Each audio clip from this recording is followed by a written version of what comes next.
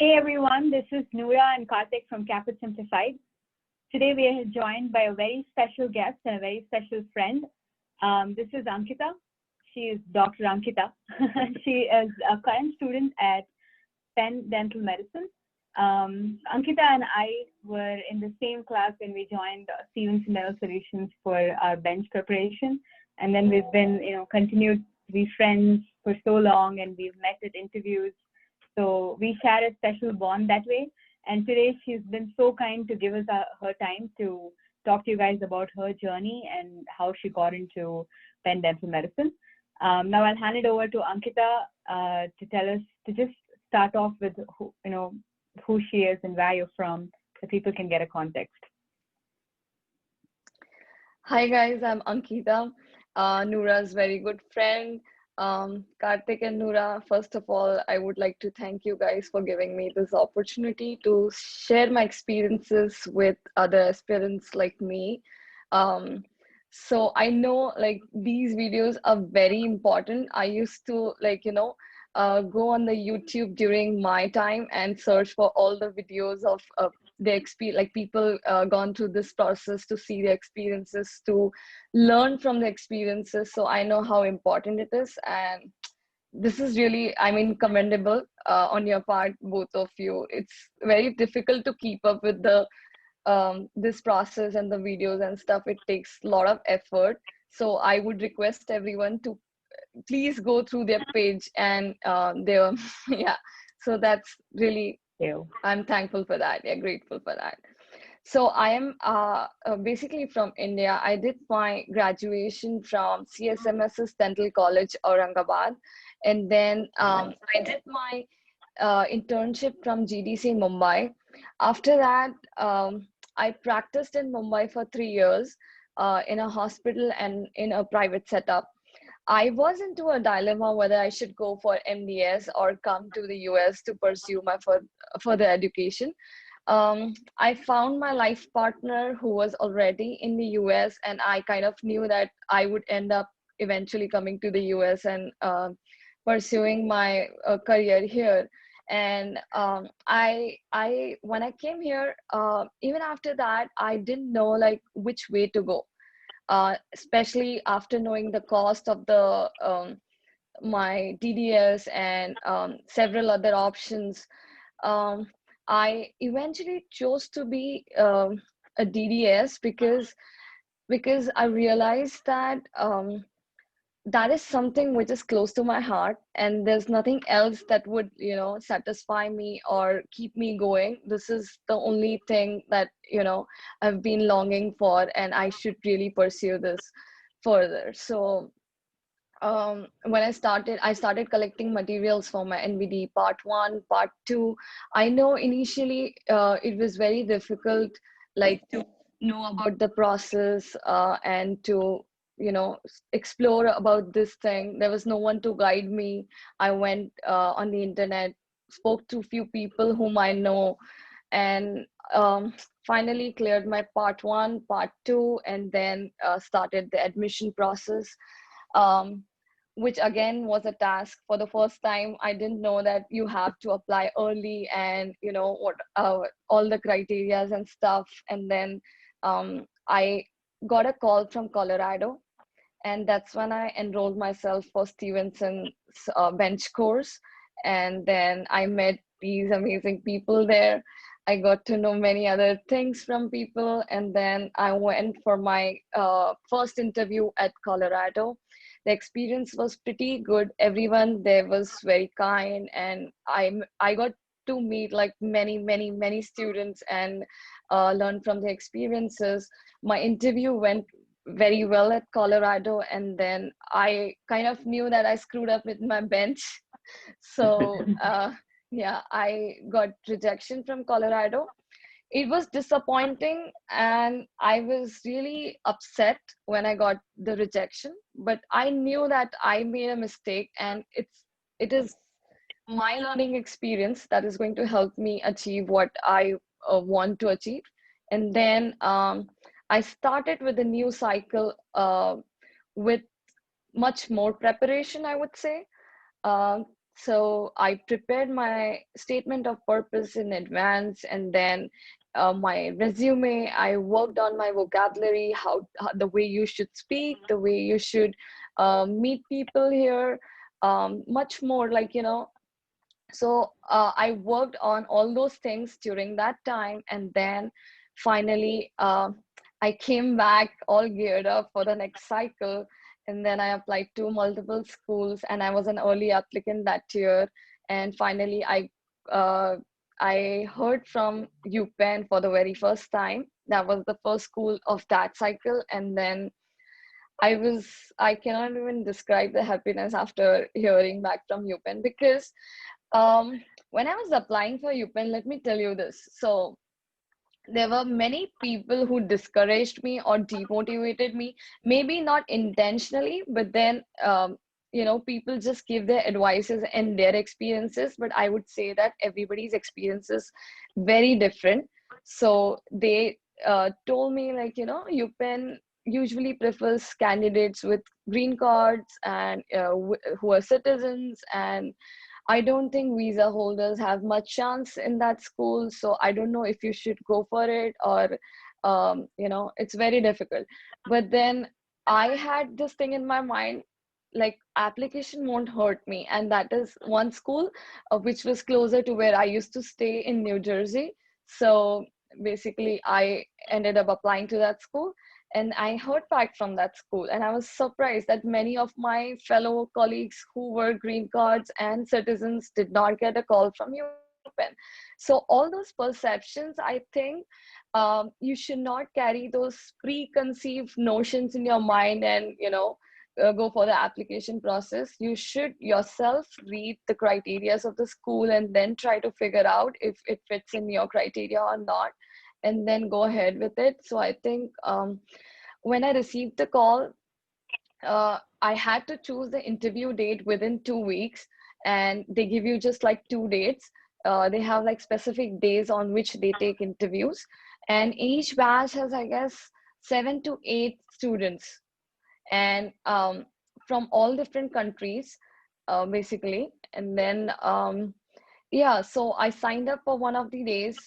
I ended up going to UPenn for the interview, and um, to my surprise, I interviewed 3 schools so far. One was Colorado, Loma Linda, and third is UPenn. So UPenn, let me tell you, it was the most friendliest interview I have ever given.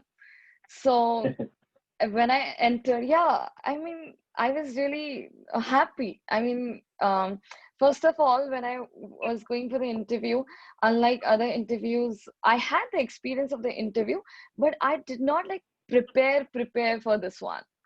It was kind of an impromptu, you can say an interview conversation. So I just Can went. you I walk did us not. through the can you walk us through the like exact steps in the interview? Did you how long was it? How many interviews did you Yes. have? What was the nature of questions? Yeah. Yeah, right. I'm getting to that. So what happened was, when I went, as I stepped um, in school, there was a room where they started with a presentation, a brief introduction about UPenn. They had a breakfast, a little breakfast for us. Then after the introduction, they gave us a folder in which we already knew who our interviewers were going to be. So usually it is one from the administration, one the director of the program, and one of the faculties. So everybody has different interviewers except for one, which is the director of the program, is usually common for everyone. So it was alternative. So one person was going to the administrator, the other was going to the faculty, and the third one was going to the director. And there was a little essay, like they would ask you to write on some topic, which is, I think, just to know you, and to know how you share your experience. I don't think there's much more to that. So my first interview was with the administrator. As I said, I wasn't really prepared for the interview. It was actually an impromptu conversation. And I believe that those type of interviews are the best ones, where you don't prepare yourself and you just that is when you speak your heart out, right? That is when you can put yourself in front of them. That's, I would say, your raw self. You are presenting your raw self in front of them, and that is what they want to see um, in you. So I went to the administrator. It was just like a conversation. And another thing that I would like to add is, UPenn, they don't like to see your skills or your technical part. They want to see you as a person. They do not focus on your skills or more on that. So basically, it was more of my personal questions, why I wanted to come to the US and do pursue TDS, how would I balance my marital life and my college life. So they basically asked questions to know me. And then after the administrator, I was taken to the faculty. That interview was pretty long. That went on for like 40 minutes. So basically, when you have 3 interviews, it's just like MMI, which is multiple mini interview pattern. The difference only is that they do not test you on your technical skills or your bench skills. They just ask you questions. And basically, I felt the way they judge you is on your genuineness, how genuine you are, how well you present yourself, and how confident you are.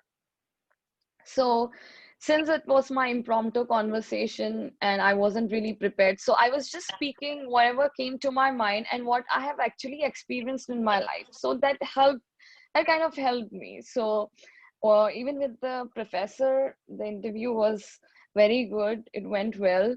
He was really happy to know all my experiences and to know about me.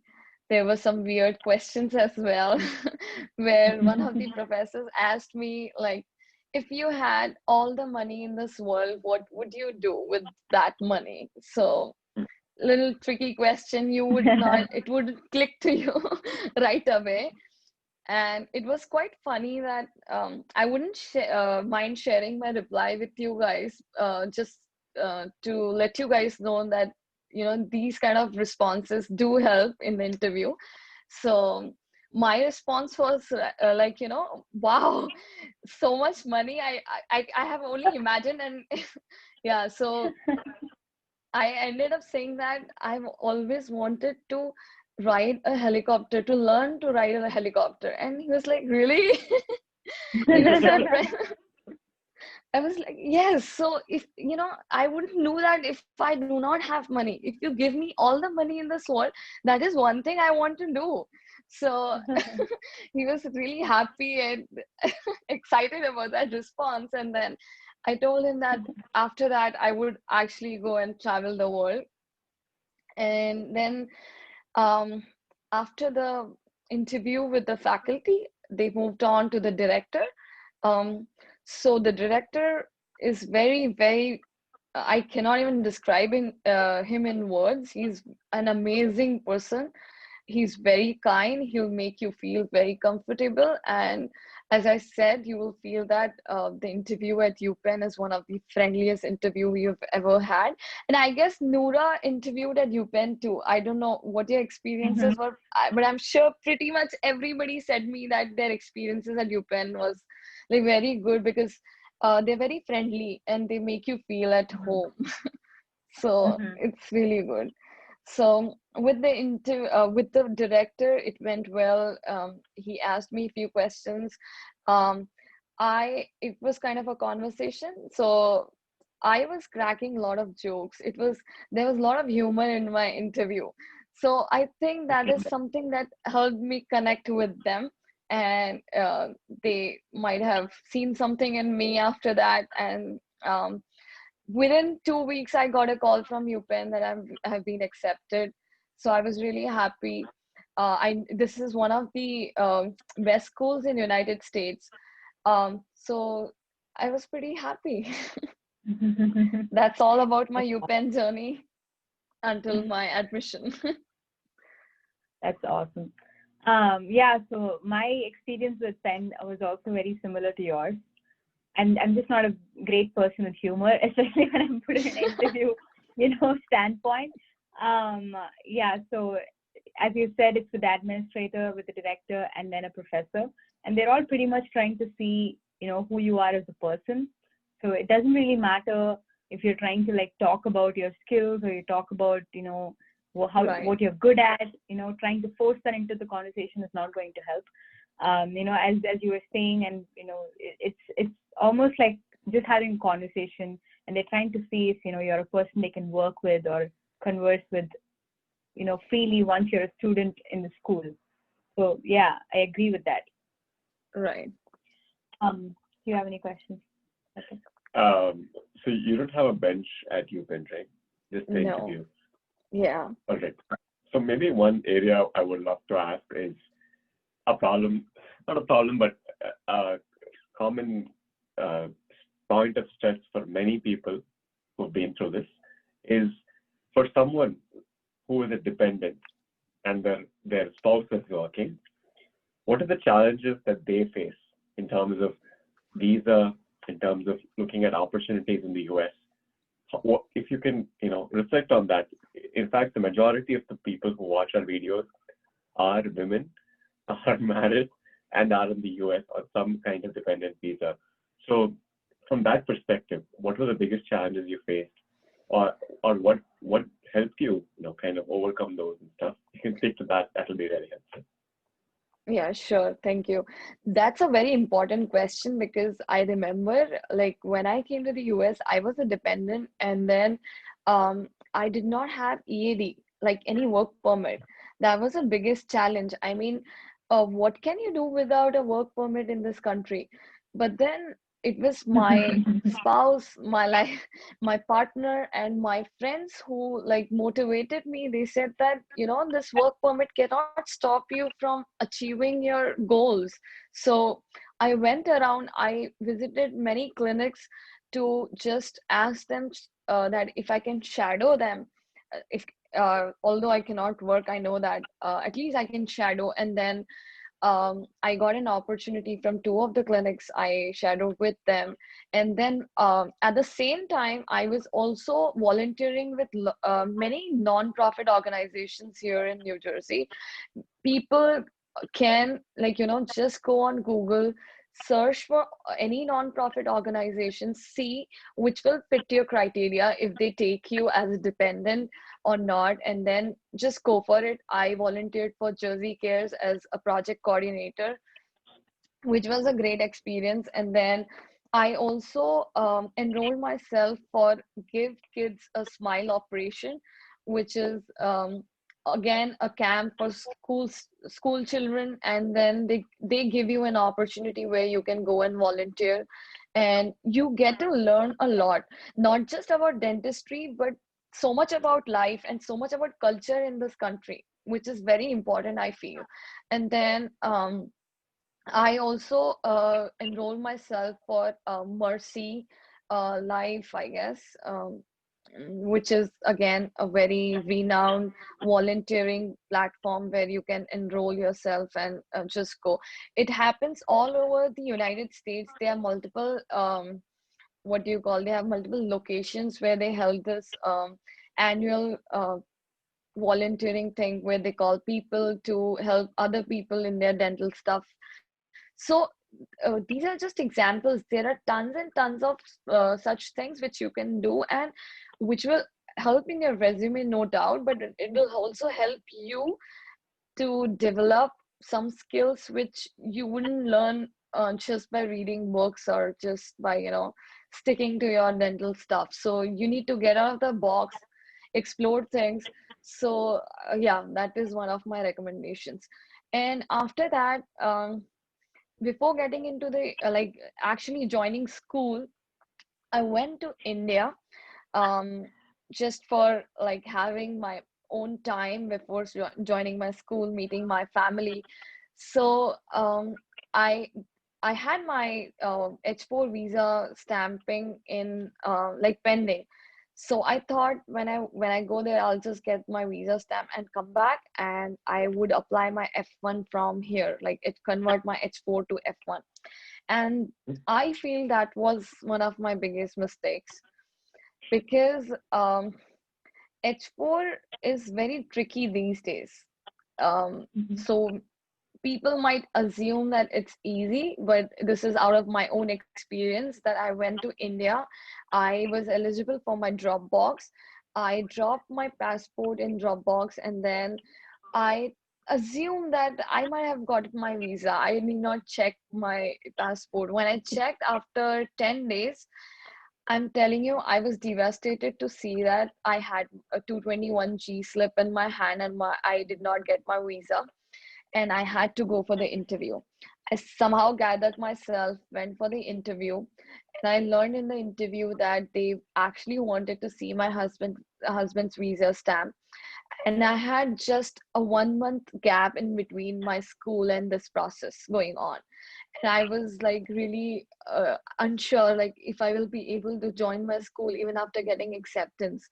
And then my husband had to fly from US to India and had to get his visa stamp. By God's grace, everything went well and I could join the school. But to be very honest, don't take this risk. If your visa is not stamped and if you're going to India by any chance before joining the school, I would suggest that you book your interview dates in advance, and then keep checking your status if it's not approved. And before anything else, I would also say that it's better to come on F1 rather than H4, because I started my H4 conversion in June, and it has not been accepted until now. I'm still waiting to hear back Oh, because of COVID and Wow. stuff. It's backlogged. It used to be always backlogged. So it is always better to go in person and get it stamped and come. Even if it is rejected, you have a second chance then and there itself to go and interview yourself. Here you're bound. You're like, you cannot do anything. So that's one of my, that is one thing I would Most difficult suggest. things to overcome. Yeah. Yes, for sure. And I don't know about post graduation obstacles, but I'm pretty sure that everyone gets through. So um, God will Yeah. help us get through this too. And yeah, so it should be fine. And just like you have to be on your toes when you are into this immigration process. I know it's annoying and stuff, but yeah, every But you problem has like a solution. point out so many things that people can do even if they don't have work authorization. So that's that's going to be super helpful. But just as you said, how Penn does not have a bench exam, so they wouldn't have like any way of finding out what skills you have, correct? So what do you think would be some of the tips you can give for people who are applying to Penn in terms of like framing their application? What are the things that you think Penn might be looking for? Like you said that there were some of your friends who were green card holders and US citizens. Of course, people have preference for green card and US citizens, but Penn does accept students who are on visa. I was invited on a visitor visa, so that's proof. And that people do get accepted, people get interviews.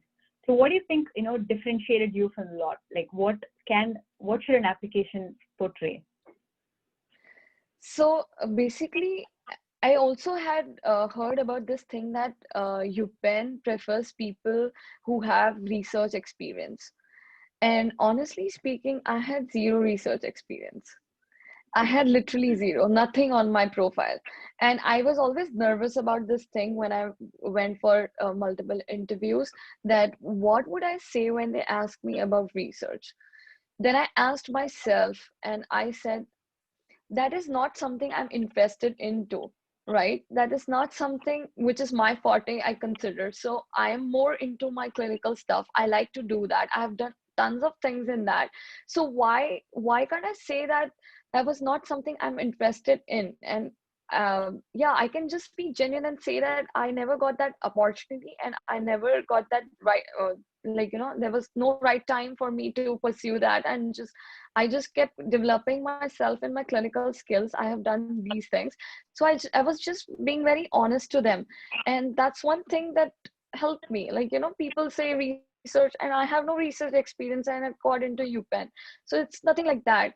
And I also heard like people kind of warned me, okay, UPenn, you won't get much clinical experience, and there's you won't get to look at many patients, or you don't get to see many complicated cases and stuff.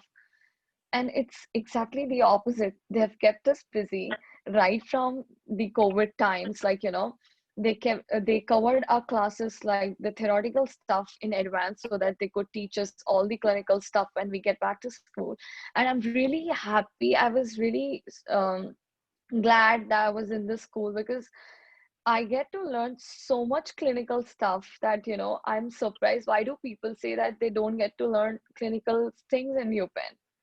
There's so much to do. I mean, they have digital dentistry. Each crown, each inlay, onlay that you do is through digital dentistry. You have a digital scanners, multiple digital scanners, and also the faculty is very supportive for the cases you do. Whatever you want to do, whatever you want to learn, they're always there to help you out. So I don't know what is stopping people from doing all those things. And so my suggestion mainly would be, first of all, clear all those here to say things, and clear all those preconceived notions. And then what helped me stand out of all the applicants was my genuineness. I was very, very genuine. I was very, very honest to them that this is what happened and this is what I wanted to do, and that this is the reason I couldn't do this thing, and this is the reason I do that thing. So that is one thing that helped. Other thing was, as I said, I mentioned that I wasn't like over prepared or anything like that. I just went without any expectations to UPenn. I didn't expect that I would get accepted. I was just being myself, just involved myself in impromptu conversations with the faculties and the interviewers there. So yeah, these are all the things that help, I believe. Awesome. So I think it was more about like breaking myths in this call. Yeah, Yes. this is like super important, because I really wanted to reach out to people and say this thing that do not believe in what you hear, because everybody experiences different things, and everybody's perspective is different. So yeah. Awesome. Okay. Maybe one last question to conclude. Very simple one. If you were to summarize 3 things, right, that someone should or shouldn't do in the CAAPID application process, from your experience, what would those 3 big tips be? I would give many more tips, but as of now, let me just cut it short and let me just summarize this thing. And let me tell you, first thing is, don't be a late applicant. Apply to the schools as soon as possible. And then secondly, do not believe in what people say. Go on the internet, search yourself, talk to people, learn from their experiences, and do what you actually feel is right for you. Okay. And third thing I would say, yeah, I know people say be yourself and stuff, and you guys are always confused. What is be yourself? So I would say that how I prepared myself for the interviews was, when I went for Colorado, that was my first interview, and I am telling you guys very honestly that I prepared a lot. I went on YouTube, I looked at people's interviews and their questions, and I prepared myself. I went in front of the mirror, I practiced uh, my interview, like asking questions to myself and looking at myself, like where I'm stuck, how am I sounding, and how I must be sounding to others. I analyzed myself.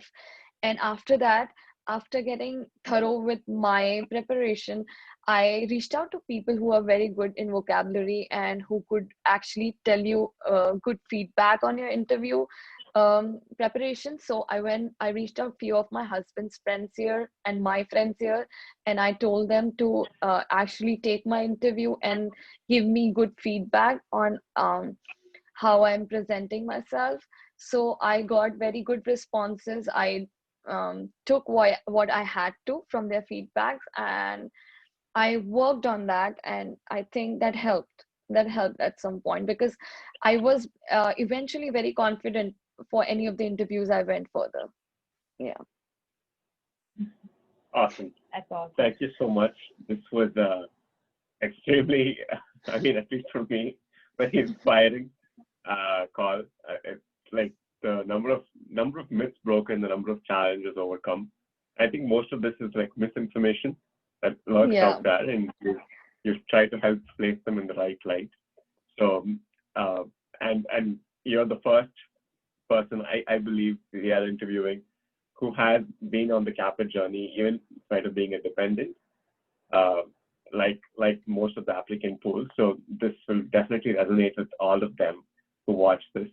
Thank you so much for joining us. Any closing thoughts? Thank you, Ankita, this, for giving us your time. I know it's a super busy time at school, but this video I think is going to be an eye opener for so many students who are, who are hesitating to apply to certain schools because of things they've heard and things they've read. So it's good to know. It's good that you've shared all of these honestly. So thank you for that. We really appreciate it.